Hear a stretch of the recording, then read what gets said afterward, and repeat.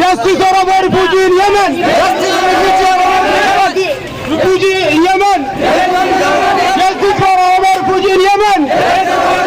We need Oromo refugee in Yemen.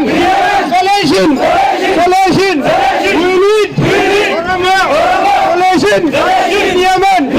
We need Oromo refugee in Yemen. Solution. Stop killing Oromo refugee in Yemen. Stop killing, burning Oromo refugee in Sana'a. Immigration. Stop killing Oromo refugee. Immigration. Stop killing Oromo refugee. Immigration. Stop killing Oromo refugee. Immigration of Yemen.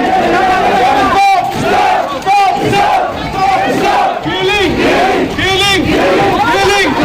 Oromo refugee in Sana'a.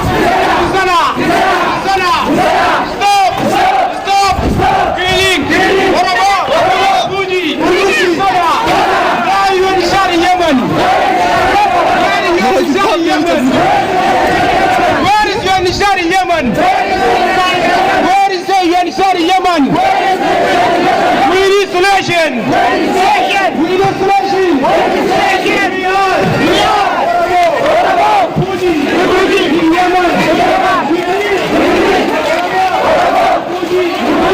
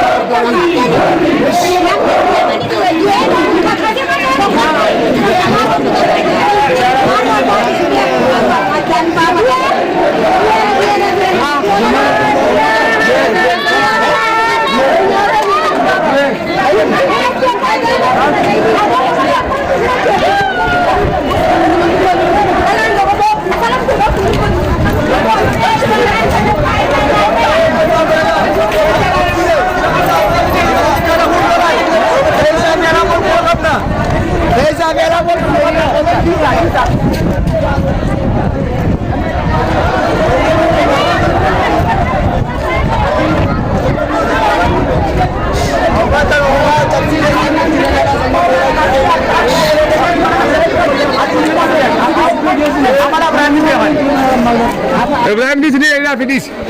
Amala Ibrahim de anu amma mana kaisa dir kita dan wa sallan. Di kare dege chogre. Ibrahim kana gurwa cha amana to goli jalu kana. Hawa to kasu se gurwa sambolo on ke. Ay kha. Khay me akra se. Khaylen. Khay visa. Yani ala hatu sa ke kha Ibrahim ka. La isa se Iran ni. Wajwan se ni. Ale ta ka hमेशा रहते हैं. हम कल जंगल आज की बात नहीं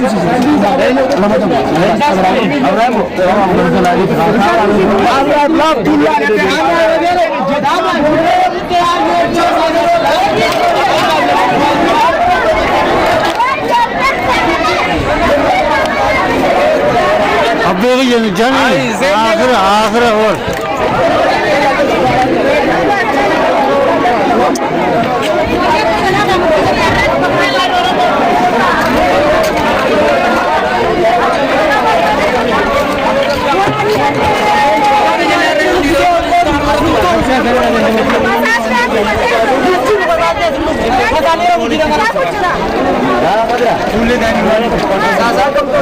Bakal jual kedin jila bana tor kedin na tor kedin je mantar makinara nas de mujrani mujrani ni na tor kedin mantar e warab balkha baje burbar siz bani makan sam abdu badir man kana lagi nas de gute arkar ran pasin aje din ni zakat diya na parak chude be khez di korte chude be khez di